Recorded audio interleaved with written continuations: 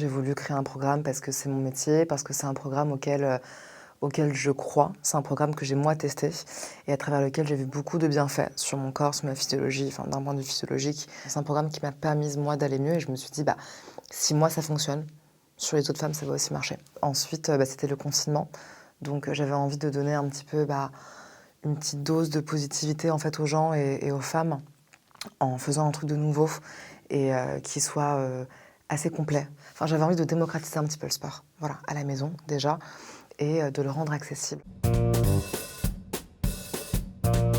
Alors le base sculpting, c'est une fusion que j'ai créée, donc j'ai rien inventé, mais c'est une fusion entre le stomach vacuum et le pilate. C'est une fusion qui à la base permet d'obtenir un ventre plus plat, mais qui surtout va être hyper intéressante parce que à travers le stomach, hein, qui est un exercice en fait où on va venir, c'est la respiration hypopressive, et en fait on va non seulement venir travailler en fait sur la zone du ventre en massant le ventre, en vascularisant les viscères, en travaillant sur l'aspect des organes internes du coup et génitaux, mais on va aussi du coup le raffermir et le tonifier.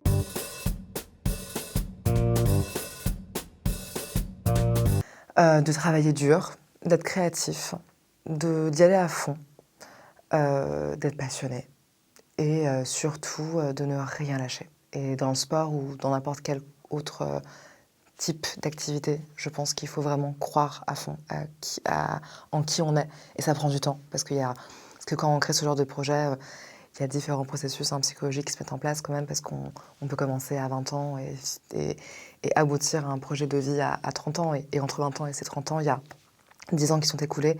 Donc tu passes par différents process. Et ce qui va être, en tout cas pour moi, très important, c'est d'y croire et d'y aller à fond. Quoi qu'il arrive, vas-y à fond et crois-y. Parce que pour moi, euh, le travail paye, toujours.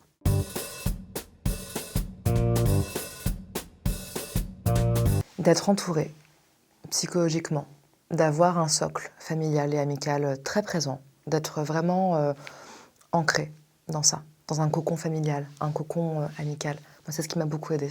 Et pourquoi pas faire une thérapie pour savoir en fait où est le problème. Si tu sens que ce body shaming t'a beaucoup touché et que ça a pu remettre en question des choses en termes d'intégrité, en termes de toi qui tu es, n'hésite pas à aller voir un psy, un thérapeute, sur quelques séances, en discuter. Mais il faut en parler, il faut en discuter.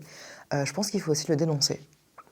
Je pense que c'est important de le dénoncer et d'en parler parce que c'est des choses qui sont graves et qui peuvent affecter des gens au point parfois d'aller au suicide. C'est ce qui est arrivé à beaucoup d'influenceuses. C'est des événements qui sont marquants, qui sont aussi traumatisants. Et on n'est pas tous armés en fait pour subir ce genre d'humiliation sur les réseaux.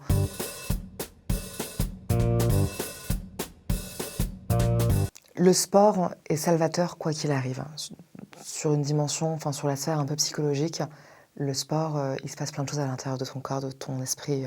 Donc forcément, ça fait du bien, oui. Mais je pense que, outre l'aspect activité sportive pure et dure, je pense que ce qui est important, c'est de continuer effectivement à avoir des routines pour ne pas se perdre. Donc avoir sa routine sport, effectivement, même si c'est qu'un quart d'heure, etc. C'est vrai que ça te conditionne, c'est vrai que ça t'ancre. Ça te fait penser à autre chose. Mais je pense qu'au-delà du sport, même si c'est une thérapie qui, moi, a toujours été ma thérapie depuis toute petite, je pense que le sport est une véritable thérapie psychologique et importante. Et en tout cas cette synergie-là, pour moi, est la meilleure. Mais oui, le sport est forcément salvateur.